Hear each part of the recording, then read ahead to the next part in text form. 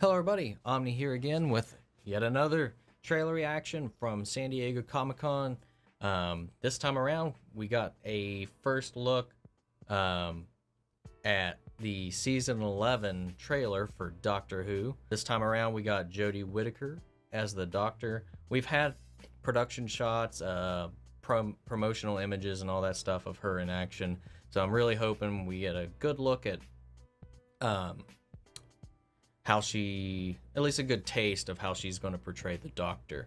Now, the Doctor, or Doctor Who in general, is something that personally I just came into here in probably the past 4 years is when I kind of got hooked into it.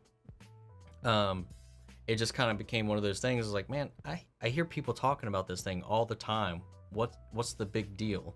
Like, one time I did try to do it once, and I watched the first episode, and I was just like, of the revival series, with Christopher Eccleston and Billy Piper as Rose, and I was like, wow, this is so cheesy, and the effects and all that is so bad that the first episode was so cringy that I was just like, I dipped out right there. And then it wasn't until a few years after that that I was just like, you know what, I'm gonna sit down, I'll give it a couple more episodes than just the first episode, because like, I know when I talk to people a lot about a show, it's like usually almost all the time I'm like, the first season's not that great, just wait, it gets better. And again, that is just the case with this.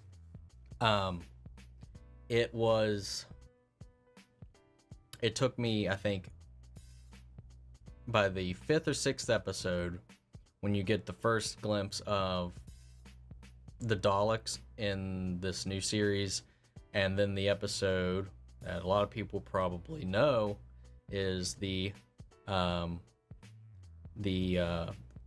War II episode with the bombing of London, where we're introduced to Jack Harkness, played by Scott Barrowman from, you might know him now from Arrow. He's Malcolm Merlin, but we get the introduction to that character, as well as the gas mask child, who, with the infamous "Are you my mummy?"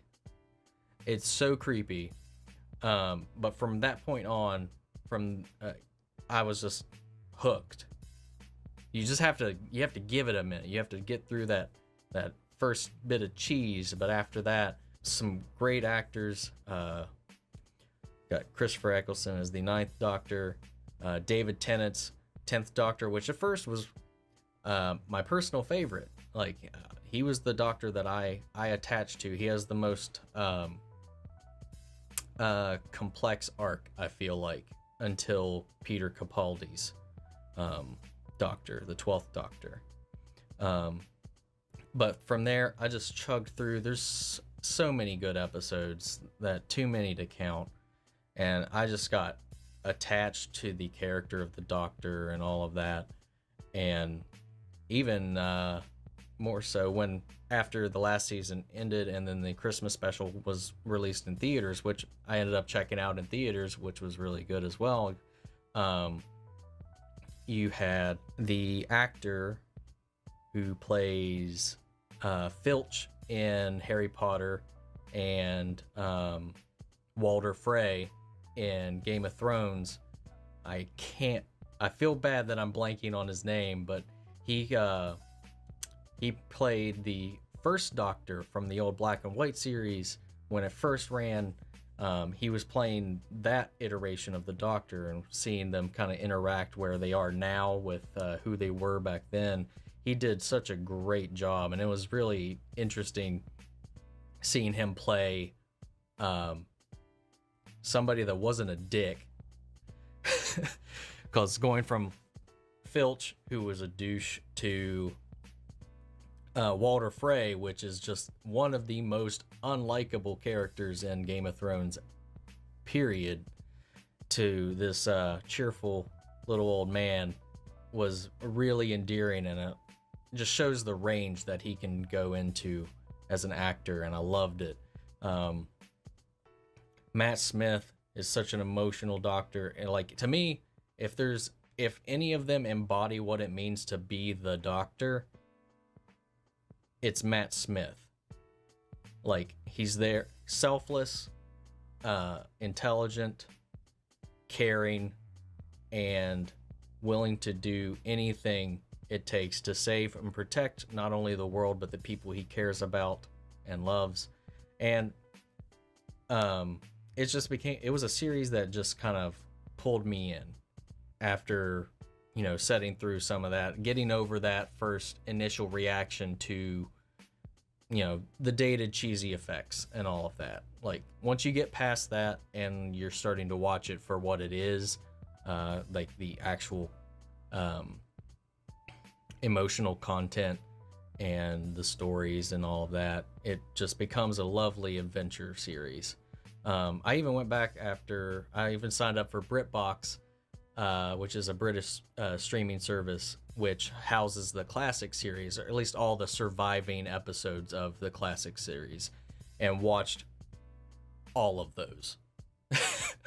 So I binged hard on this, but after the Christmas special came out this past year, and I was like, man, it's going to be a while before the next season comes out. I need some kind of fix. So I was tired of watching all the other stuff I was watching, reruns and stuff like that.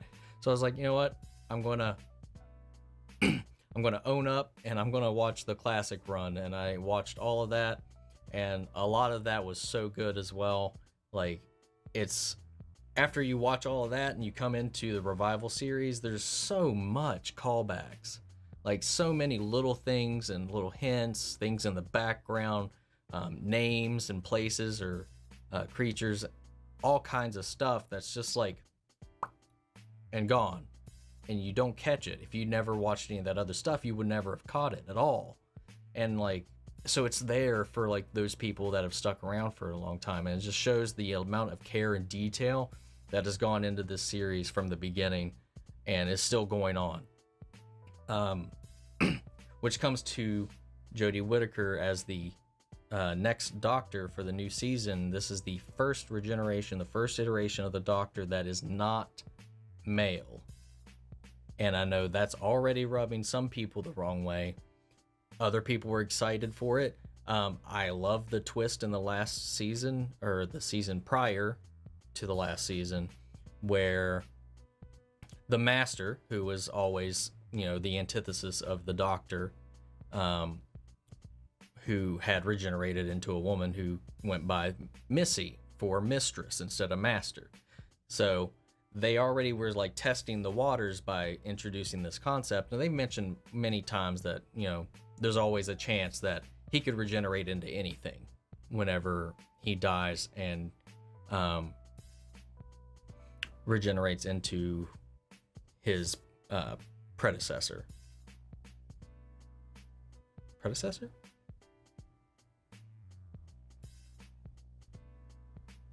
Successor.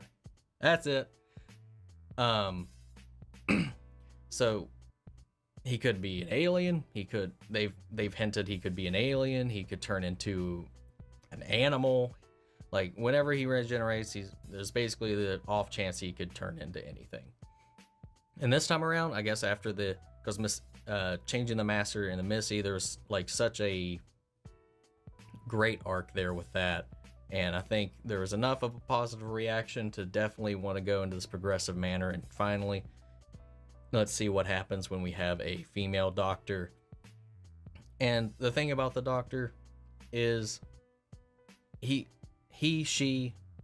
just the Doctor.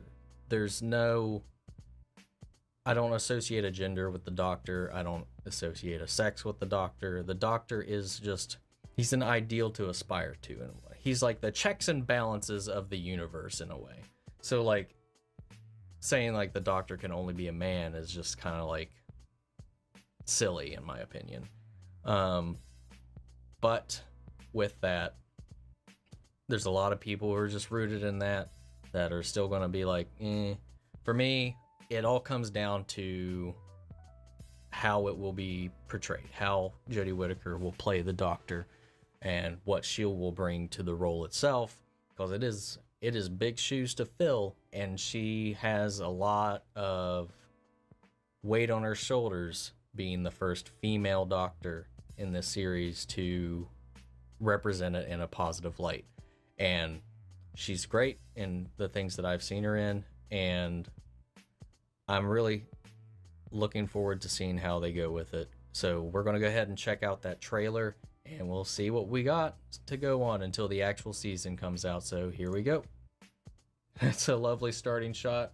It's a cold start to this here, I guess. All right, here we go.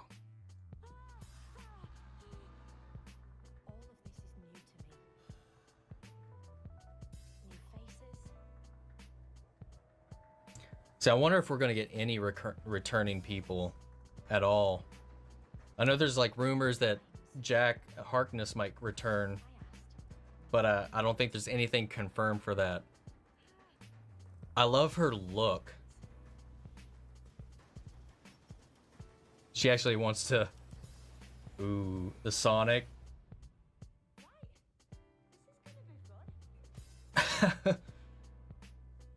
Okay. A little bit of a tease. A little bit of a tease there. So not a whole lot of her, a little bit of the running around, a couple of lines here or there. I don't think it's enough to get 2 on board. Or not enough to say it's going to be bad or anything like that. I'm still very hopeful. I'm very looking forward to this. I'm excited to see how this goes. The production looks just as great as it has been. I think her look is really cool. I like her accent a lot. It kind of is a natural progression from Peter Capaldi's accent into hers, so it's not that different. So I'm wondering how. I just want to know her personality. Because that's the thing about the Doctor. They all have very distinct. They have similar traits. All of them have some similar traits, but they all have very different takes and personalities. And I just want a sense of her flavor, her flair, how she's going to bring this character to light in this new season. But with the little bit we did see, I'm hopeful. It looks great. The visuals are all lovely, sharp, crisp. Definitely looks like they've upped the production value on it. I'm not sure if this one has a higher budget, but I know they've been shortening the seasons, but the production quality's been vastly improving. So I think they've been going for a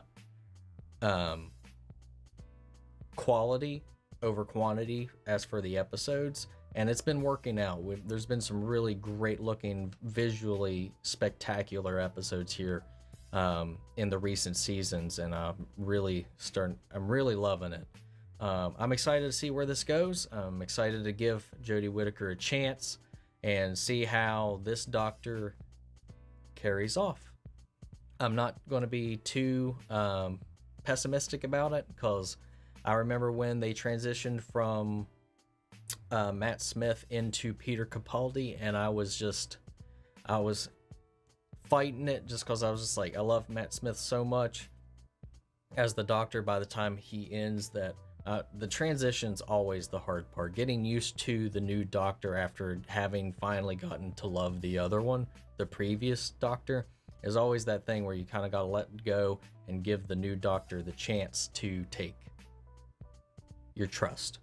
And Capaldi nailed that, because that was when I came in. Matt Smith was the current Doctor on air when I actually started watching the series. So when that concluded, and that was the first transition, because I know how a lot of people felt. I heard a lot about how people felt between the transition from Tennant to Matt Smith, especially with the whole debacle about I don't want to go. But Peter Capaldi's progression is so good, and it made me love him as an actor so much more. And that his iteration of the Doctor is probably my current favorite Doctor, is probably number 12. when I was younger and a little more angstier, it was definitely Tennant, and I still love me some David Tennant. But David Tennant's right there with a close second. I think Matt Smith is the perfect incarnation of the Doctor, but I think Peter Capaldi's arc and growth was what made him shine so much. There's so much humanity and emotion behind his Doctor that I love it so much. And I'm really excited to see what this new one's going to bring to the table, and I just hope for the best because I want this series to keep on going and keep giving us those amazing adventures through time and space. And yeah, so this was the most recent trailer that I caught out of San Diego Comic-Con, and there will more than likely be much more to see, and I'll catch you all on the next one. Later.